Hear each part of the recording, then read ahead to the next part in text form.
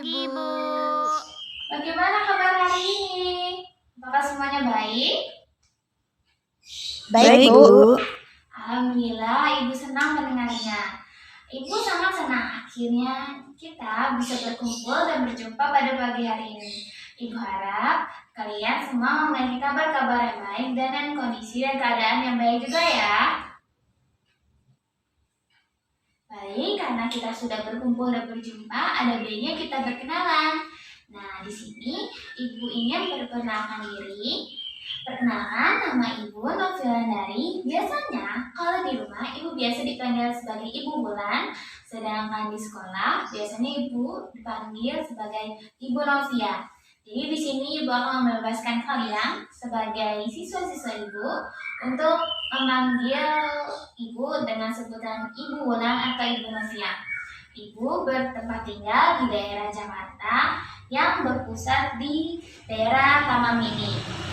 Ibu juga memiliki jenjang pendidikan yaitu S1 di Universitas Indonesia dengan prodi atau program studi yaitu bimbingan dan konseling.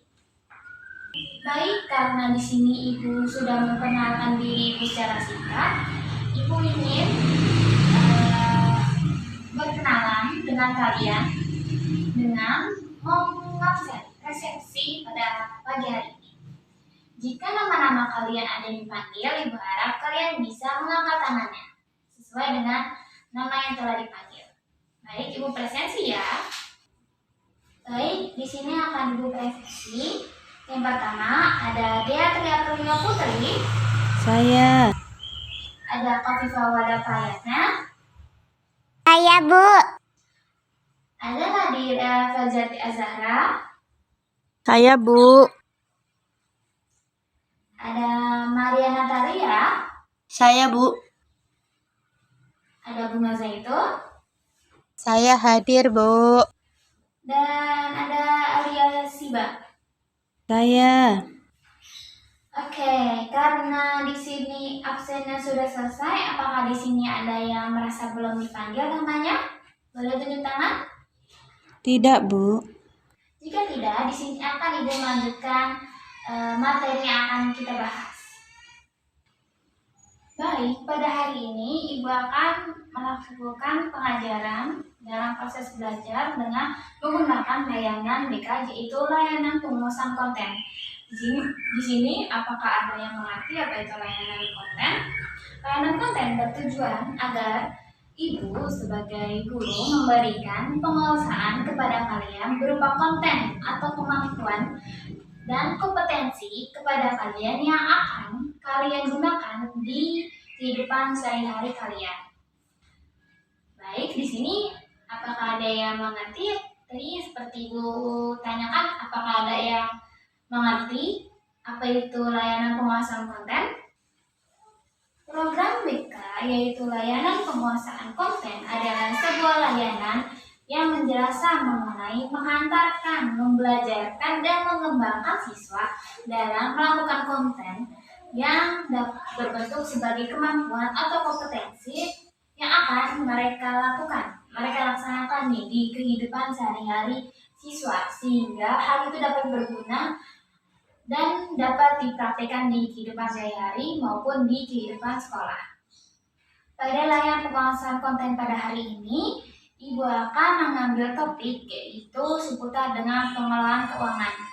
Apa itu pengelolaan keuangan? Ada yang bisa menjelaskan? Ayo, ada yang bisa berpendapat secara singkat apa itu pengelolaan keuangan? Oke, baik. Sepertinya belum ada yang bisa menjelaskan ya. Tidak apa-apa, tidak masalah. Baik, di sini Ibu akan menjelaskan secara singkat apa itu pengelolaan keuangan.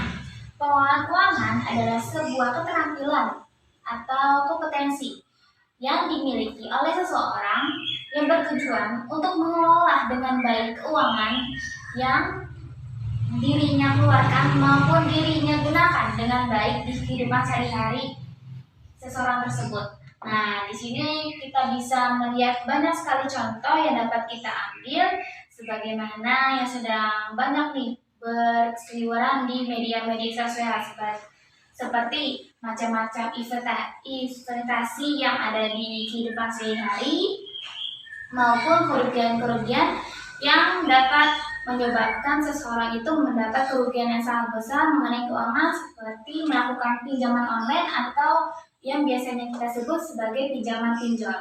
Nah, dari dua contoh tersebut, Ibu akan menjelaskan sebuah materi yang bersangkutan dan terhubung mengenai contoh-contoh yang telah Ibu sampaikan tadi. Nah, materi yang Ibu sampaikan mengenai bagaimana cara seseorang atau peserta didik siswa nih dalam melakukan dan melaksanakan proses menabung sejak dini. Banyak sekali manfaat yang bisa kalian dapatkan dan raih jika kalian dapat menerapkan proses menabung dengan baik sejak dini.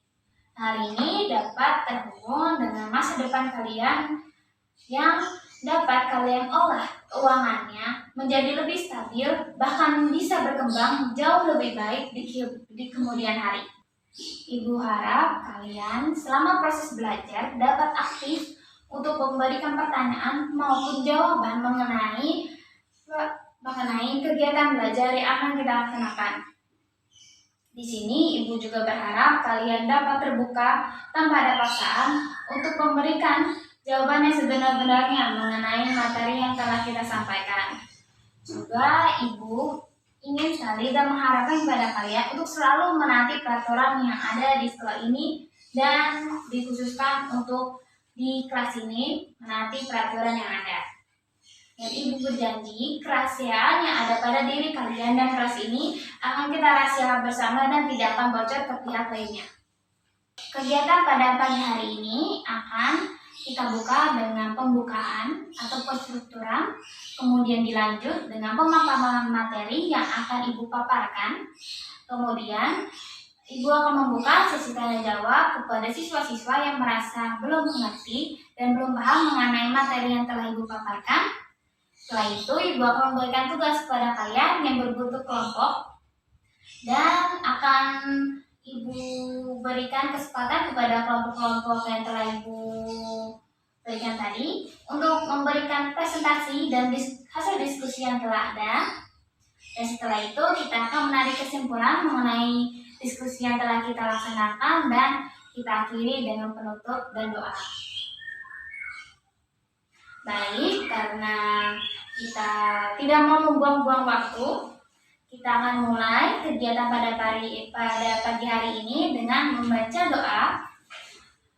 Membaca doa menurut keyakinan dan kepercayaan kita masing-masing. Berdoa dalam hati dimulai.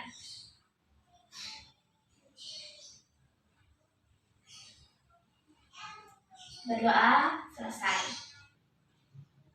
Pembiasaan diri untuk menabung. Pembiasaan diri untuk menabung adalah sebuah pembiasaan yang harus kita lakukan untuk dapat membentuk sikap disiplin dan memberantas sikap pemborosan yang telah kita lakukan sejak dulu dengan melakukan pengelolaan keuangan, baik itu pengelolaan secara pengeluaran maupun pendapatan yang telah kita dapat. Untuk siswa, pada proses menabung ini adalah bagaimana cara siswa untuk dapat mengelola keuangannya dengan baik agar dapat dimanfaatkan di kehidupan hari ini, terutama di kehidupan masa depan siswa-siswa yang ada di kelas ini. Apa itu keterampilan pengolahan?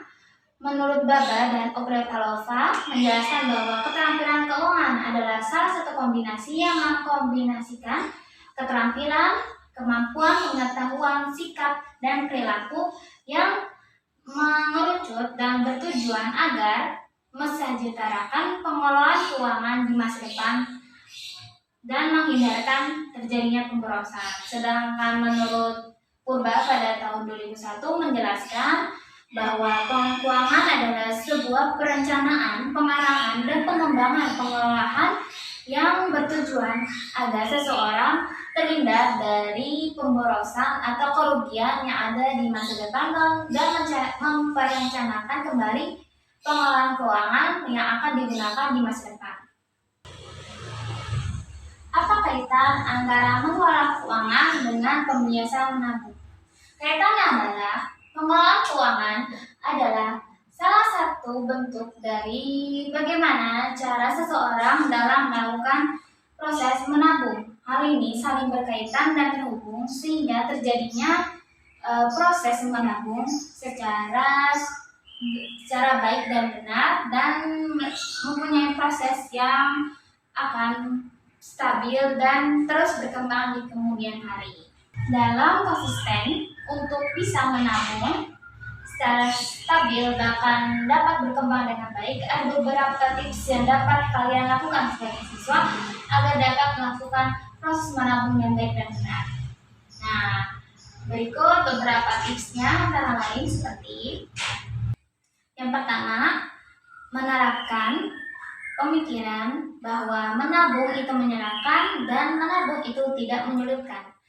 Dalam menerapkan pemikiran ini berfungsi sebagai stimulus untuk mendorong dan memotivasi kita sebagai pemula dalam melakukan proses menabung agar dapat berjalan dengan baik dengan pemikiran yang positif dan dapat mengembangkan hal itu menjadi hal yang berpengaruh di masa depan.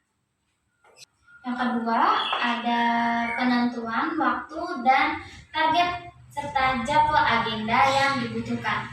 Hal ini dapat berfungsi sebagai kemampuan untuk mengukur sejauh mana siswa dalam melakukan atau menargetkan kemampuan dalam melakukan proses menabung.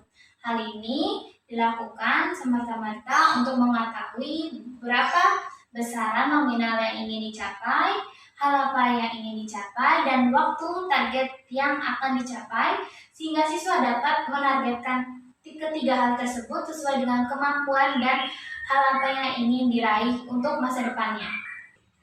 Selanjutnya yang ketiga adalah dikhususkan kepada siswa pemula yang ingin baru mencoba untuk melakukan proses menabung. Hal ini disarankan kepada pemula untuk melakukan target dengan nominal yang sedikit dan waktu yang lumayan cepat. Hal ini berfungsi sebagai salah satu motivasi kepada siswa agar dapat berevolusi dan berkembang dengan baik dengan memilih waktu serta target jumlah pengeluaran maupun pendapatannya sesuai dengan kemampuan.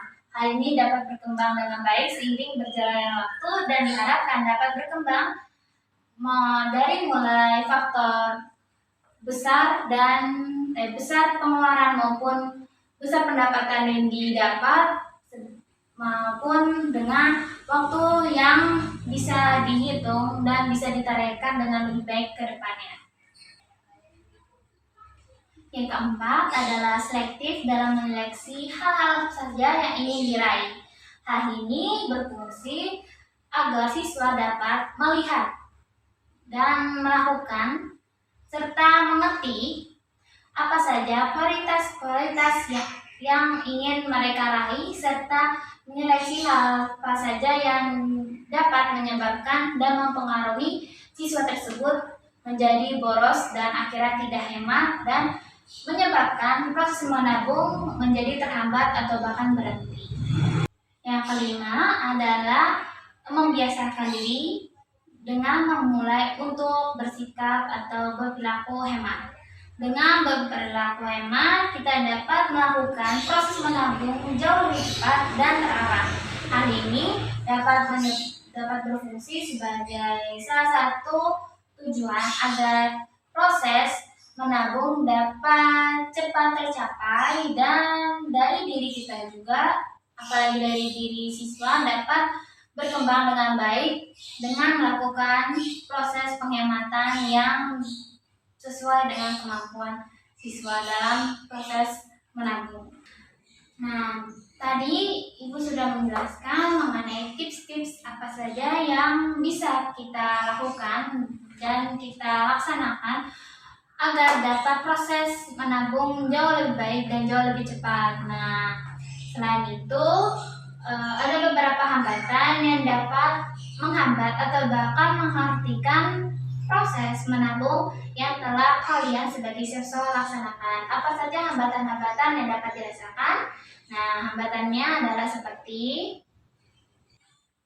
yang pertama ada sikap tidak disiplin. Sikap tidak disiplin ini dapat menyebabkan siswa menjadi tidak konsisten dan kondusif dalam melaksanakan proses menabung dan akhirnya proses menabung tersebut terhenti. Yang kedua ada sikap pemborosan dan mengikuti hasrat ingin membeli dan memilih hal apa saja yang ingin dibeli, kemudian hal tersebut akan menyebabkan kerugian kepada siswa yang membeli barang-barang tersebut karena beranggapan bahwa barang-barang tersebut menyebabkan kerugian karena tidak dipakai semestinya. Yang ketiga adalah rasa bosan yang dapat menyebabkan siswa menjadi bosan dalam melakukan proses menabung dan akhirnya tidak konsisten dalam melaksanakan proses menabung tersebut.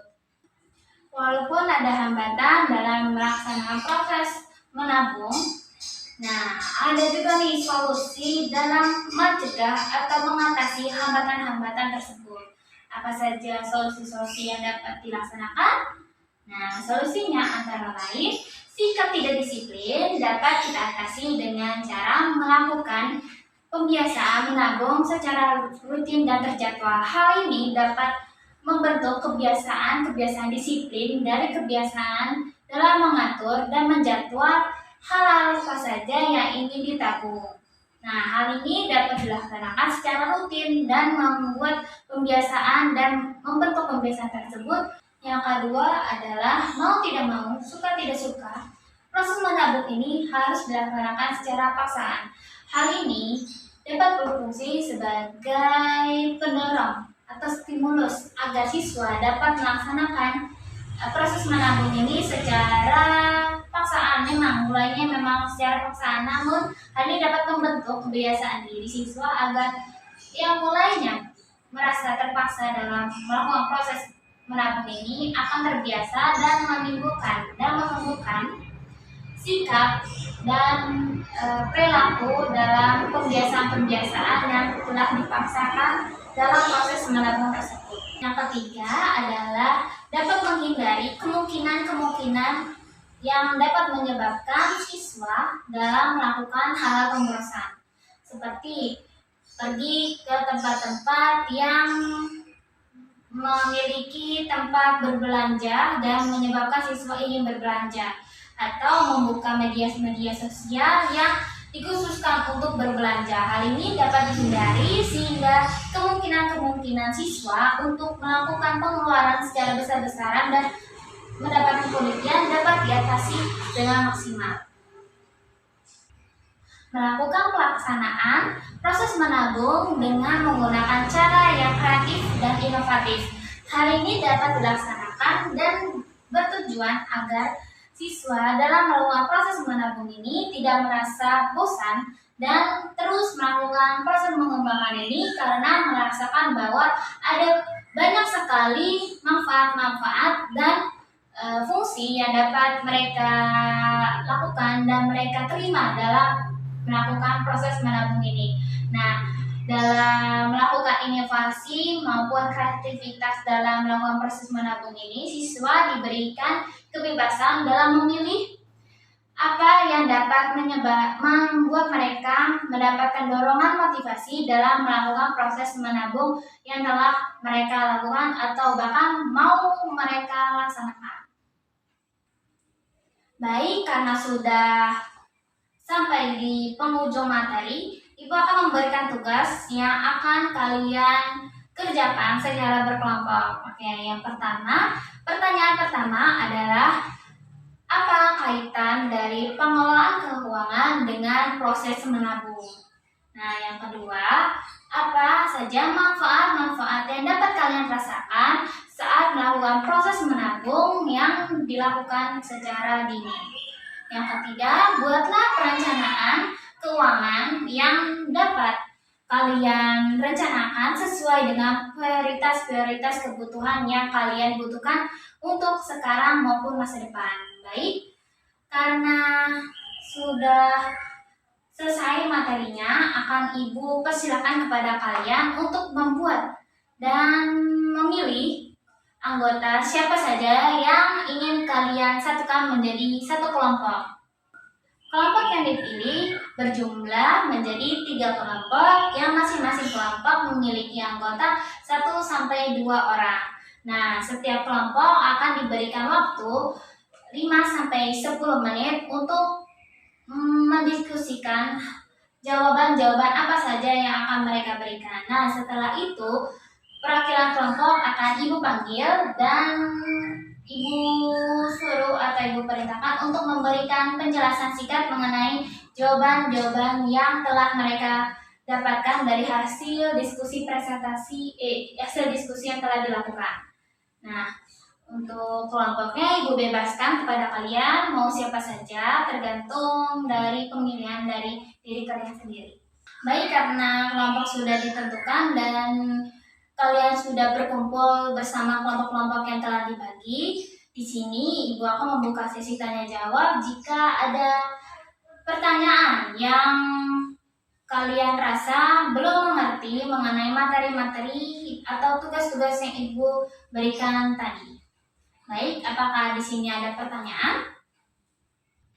Baik, karena kalian sudah berkelompok dengan kelompok kalian masing-masing, di sini Ibu akan membuka sesi tanya jawab pada kalian yang masih merasa bahwa ada yang belum mengerti seputar materi yang telah Ibu sampaikan maupun tugas yang telah Ibu berikan.